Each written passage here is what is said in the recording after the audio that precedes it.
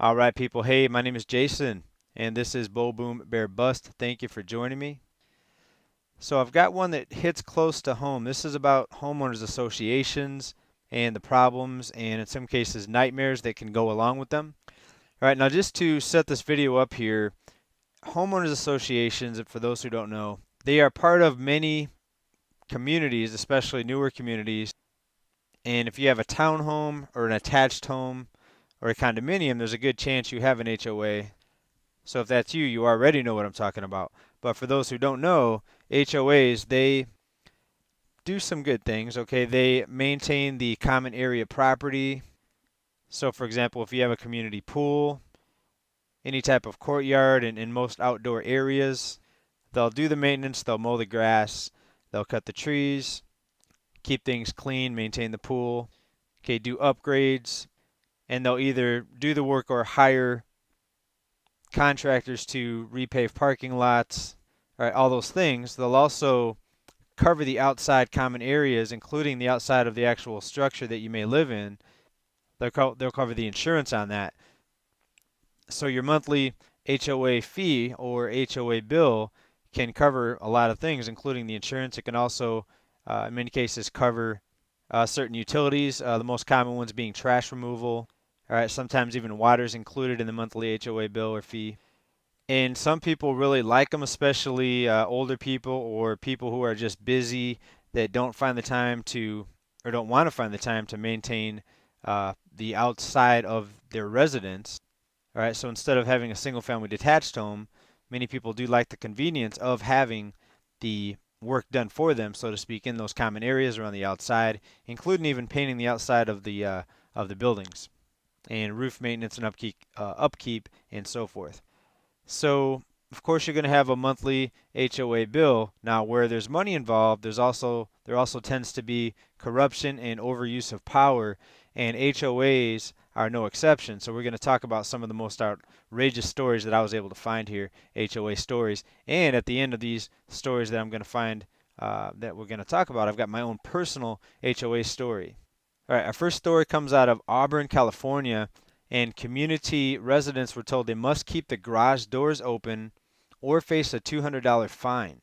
Okay, so the homeowners association in this community mandated that residents keep their garage doors open during the week from 8 a.m. to 4 p.m. Why? Because they found one particular resident who had someone living in their garage. Okay, so all the homeowners, all the residents in this community, they received notices on their doors telling them that they'll be subject to a hearing and also will be subject to a $200 fine if they did not keep their garage doors open during these hours. Okay, one resident that talked to a reporter from a local news outlet said, quote, "If we have to keep the doors open from 8 in the morning to 4 in the afternoon, anybody can help themselves and steal you blind." Another resident told reporters, quote, "Fine, let me give you the $200 fine right now," unquote. And basically what she meant by that was she's probably got more than $200 worth of items in her garage that she needs to not have stolen, so it's worth it to her just to pay the $200 fine, which is just ridiculous in my opinion to have to do that. Okay, even a 9-year-old spoke to a local reporter and said the following, quote, "I don't think it's a good idea because they are going to steal my bike. I've also got an electric scooter. My dad's got an electric wheelchair. We've got all kinds of stuff. I just don't think it's a very good idea to have it open." So even a 9-year-old can see the absurdness of this HOA rule. Okay, now this one ended up with a happy ending. The homeowners association since rescinded the requirement that homeowners keep their garage doors open during the day, following national attention that had many calling an example of HOA overreach. So interesting point. Would they have rescinded it if it wouldn't have received national attention? My guess is probably not. So, as we just talked about there, HOA can have many rules and regulations, and if you don't follow those rules and regulations, they can actually give you fines, just like we talked about the $200 a day fines. And HOA enforcers, many times they are residents in the same communities there.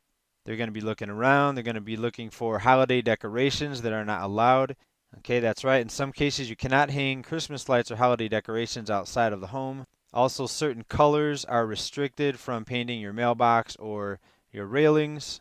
And what's happening in Arizona is HOAs are foreclosing on a record number of homeowners for as little as $1,200 in missed maintenance payments, as reported by Arizona Republic. So homeowners who thought that only their mortgage lender could seize their property in some cases are losing their houses at sheriff's auctions, sometimes for just $100 more than they owe. And this is fully legal. So Arizona allows an HOA to foreclose after a year of missed payments or a debt of $1,200. But then also the HOA can add legal fees and interest to late payments, and that can cause and has caused in some cases the debt to more than quadruple in 1 year. All right, so then also in some states, HOAs actually have priority over a mortgage in being able to auction off the property to recoup any late fees and legal fees and late back to HOA fees. And what they'll usually do is have a weekly or monthly auction, and they'll put it in the back of a newspaper somewhere. And I can bet you that people on the HOA board are oftentimes tipping off their friends and maybe relatives of when an auction is going to happen and when there's going to be some good bargains with these HOA foreclosures. Okay, now this particular story goes on to say attorneys, foreclosure experts, and other parties involved and interviewed said that they could not say what happens to any money that's left over or whether anyone must notify the previous owner about the proceeds. Okay, so in some cases, let's say somebody gets hurt, goes to the hospital, they get into a car accident, they may actually have their home foreclosed even though it's fully paid off in some cases, but because they became a certain amount back due on their HOA fees, they could come home from vacation or the hospital or wherever they've been to find that their home has been foreclosed even though it's free and clear, no mortgage in some cases. Okay, so in Arizona, they're actually even trying to make it easier for HOAs to take people's homes. A bill introduced by an Arizona Republican senator would allow HOA foreclosure after 6 months with no minimum debt. So instead of the $1,200 minimum, it could be no minimum. So they can foreclose for even a late fee on an HOA monthly payment if they wanted to. If that passes, we hope that won't pass. Okay, here's the story out of Rancho Santa Fe, California. A resident there lost his home because he planted too many roses in his 4-acre site. The board fined him and watched monthly as the fines mounted. When they slapped the lien on his home, he went to court and lost because he'd transgressed the board's architectural design rules. He was stuck with the board's $70,000 legal fees and lost his home to the bank. So that one sounds really outrageous to me. $70,000 legal fees. It sounds like it might have been a countersuit, and they probably had some friend or pal attorney that they went after this guy with, right? Who knows what happens in these cases, but that's a real story. I'm going to link to all these stories, all these articles here. Okay, here's a story out of Lawrenceville, Georgia. A couple found that they had a $3,500 lien on their house when they tried to sell it. The HOA had been fining them every day that they left pink flamingos in their lawn, but didn't tell them. So the HOA didn't tell them about the fines. The association got their money, but then the couple had since filed suit to get it back. Story out of Port Richey, Florida. A family that cares for 5 foster children was threatened with eviction from their residential development. The association considered having foster kids a business because the state paid them $2,028 a month to care for their children. And according to this report, they're still fighting the case, fighting the HOA. Okay, and my personal story with HOAs, my wife and I lived in a condominium at the time, and my wife was actually 8 months pregnant, and we lived on the second floor, and they were replacing all the stairs that lead up to the second floor balcony where the entrances were to all the second story units.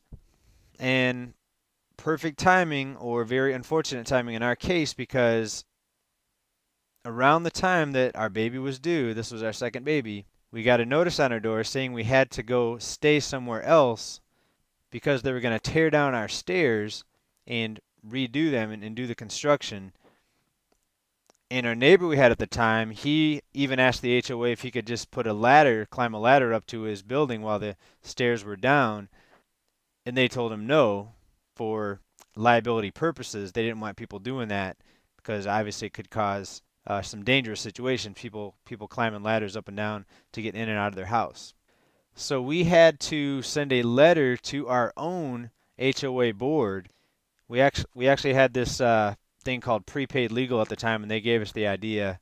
That's about the only time prepaid legal actually worked for us, by the way. But we were given the idea to threaten them or to at least notify them that this was in conflict with the Americans with Disabilities Act.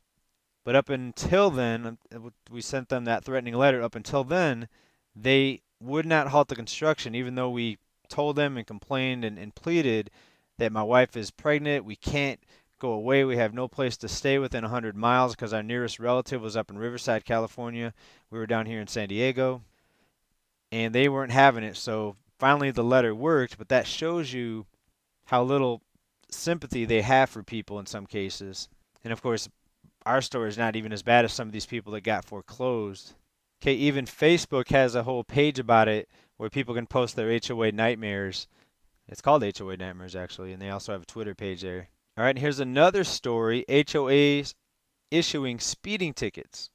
All right, so in some communities, especially gated communities, the HOA foresees, in this case, much larger common areas, which can also include the local roads leading up to the houses. And that gives them jurisdictions over the, I guess what you would consider the local law enforcement, on a micro level law enforcement. And they're issuing speeding tickets to residents that they see speeding and even catch on camera in some cases.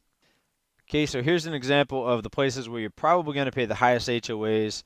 I feel sorry for the people in New York there. And this is the median monthly HOA. Looks like $575 in New York. Here in San Diego, the median's a little under $300, which is still awful in my opinion. Hawaii's really bad, the second worst, only behind New York. And looks like Florida's got some bad ones there as well. Okay, HOAs always seem to keep going up. We see the median HOA price here in yellow, and that's actually the weighted average monthly HOA fee. Even through the 2007-2008 financial crisis, when home prices took a dip, as you see here in the blue, the median home value, HOAs kept going up pretty steadily, and looks like since 2005 they have went up significantly there, from around 250 to the average being over 330. Okay, another statistic here out of Trulia, and this is not where they're the highest, but where HOAs have risen the fastest from 2005 to 2015 period. So in that 10-year span, we see Virginia Beach average HOAs going up 75%, Tampa, Florida going up 50%, Oregon 50%, Seattle 46%. So a lot of times it's in hotter housing markets where there's high demand for housing, and what it looks like is the HOAs are able to take advantage of people desperate for homes in these hot housing markets. All right, guys, maybe if you can share any stories that you may have about HOAs. Currently, that's one of the things that's really bumming me out about owning investment properties and renting them out. We got monthly HOA fees. We got rising insurance costs. Here in California, earthquake insurance is ridiculous. And if you're a small investor, it's really hard to get by sometimes. All right, guys, let me know what you think. Thanks for watching. Bye.